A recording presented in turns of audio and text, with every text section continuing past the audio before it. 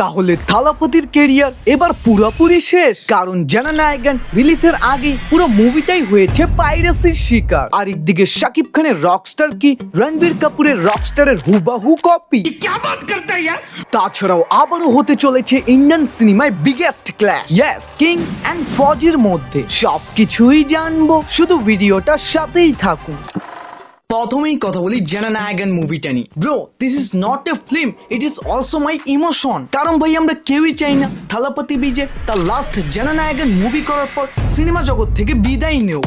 Because রজনীকান্তের পর একমাত্র বিজয় স্যারই হলো যে তামিল ইন্ডাস্ট্রিতে 1000 কোটি সিনেমা দিতে পারতো। বাট এখন তো মনে হচ্ছে ওই স্বপ্নই থেকে যাবে। জননায়কন যে সিনেমাটার জন্য আমরা এতদিন ধরে অপেক্ষায় আছি, 1 মাস 2 মাস 3 মাস 4 মাস 5 মাস, আর ভাই 1 বছর পরে হলো এই সিনেমাটা রিলিজ তো হবে।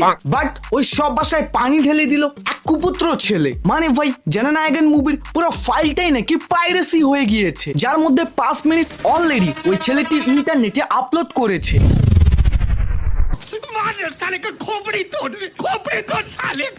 মানে ভাই যেই সিনেমাটা নিয়ে আমরা হোপ করতেছি যে অন্তত এই সিনেমাটা তামিল ইন্ডাস্ট্রিতে একটা ভালো সালো 1000 কোটি মারতে পারে, থালাপতির কিছু হেটার এখন এই জননায়কন সিনেমাটাকে পাইরেসি করে বেড়াচ্ছে।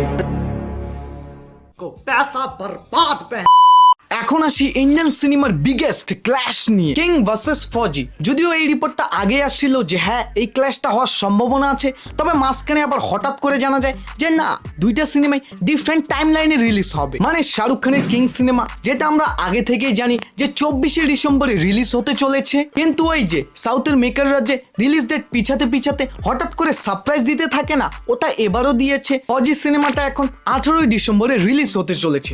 মানে কিং অ্যান্ড ফজির মধ্যে রিলিজের ডিফারেন্স 6 দিন। মানে ভাই আবারও সেই পুরনো মারামারি। ওই যে সালার অ্যান্ড ডাঙ্কির মধ্যে দেখছিলাম না, এ ওর শো কেড়ে নিচ্ছে, বাট দিন শেষে কি হয়, দুইটা সিনেমারই লস। যেই সিনেমার পোটেনশিয়াল থাকে 1000 কোটি মারার, ওটা 600 কোটিতে আটকে যায়, তো যেটার 800 কোটি মারার দরকার ওটা 400তেই আটকে যায়। বাকি তুমি কমেন্টে জানাও, ডার্লিং নাকি অ্যাসারকে, তুমি কাকে সাপোর্ট করতেছো?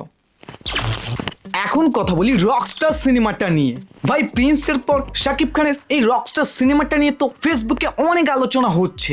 কেউ তো আবার ফ্যানমেড পোস্টার গুলো এমন ভাবে তৈরি করতেছে যা অরিজিনালের থেকেও বেশি সুন্দর মনে হচ্ছে। মূলত রকস্টার সিনেমার ডিরেক্টর রাজমান রুশো রিসেন্টলি একটা ইন্টারভিউয়ে রকস্টারের সম্পর্কে অনেক কিছু কথা বলে। প্রথমত এই রকস্টার সিনেমার গল্পটা কিন্তু ডিরেক্টর একদমই লেখেনি, এই পুরোপুরি আইডিয়াটাই নাকি শাকিব খানের। আমাদের মেগাস্টারই নিজে তার কাছে গিয়ে বলেছিল যে তুমি আমার জন্য এরকম রকস্টার টাইপ এন্ড মানে মিউজিক্যাল টাইপ একটা মুভি তৈরি কর। আর হ্যাঁ, এই আজমান রুশো কিন্তু ডিরেকশনের আগে মিউজিক তৈরি করতো, তাই তিনি এটাও বলে যে মিউজিকে কোনো কমতি হবে না, যেই জায়গায় যেই ইমোশনে যেই মিউজিকটা দরকার আমরা ওখানে পারফেক্ট ভাবে ওটাই বসাবো। আর শেষে তিনি এটাও বলে শাকিব খান হলো জলের মতো, তাকে যেই পাত্রতে ঢালবা সে সেই পাত্রের সাথে মিশে যাবে।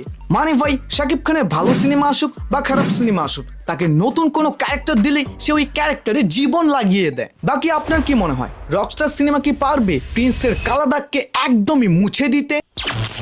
এখন কথা বলি আন্ধার মুভিটা নিয়ে। ভাই রায়ান রাফি পরিচালিত অ্যান্ড সিয়াম অভিনীত এই সিনেমাটার শুটিং কিন্তু একদমই গোপন ভাবে করা হচ্ছে। এখন পর্যন্ত সিঙ্গেল একটা ফুটেজও কিন্তু লিক হয়নি, এবং রায়ান রাফির অনুযায়ী এটাই নাকি বাংলাদেশের সব থেকে ব্যয়বহুল্য সিনেমা। মানে প্রিন্স বরবাদ তুফান এর চেয়েও বেশি বাজেট এটা। আই মিন কি রে ভাই, এরা সত্যি কি ভূতের ছবি বানাচ্ছে নাকি হুদাহুদি কোটি কোটি টাকা ঢালার সিনেমা বানাচ্ছে?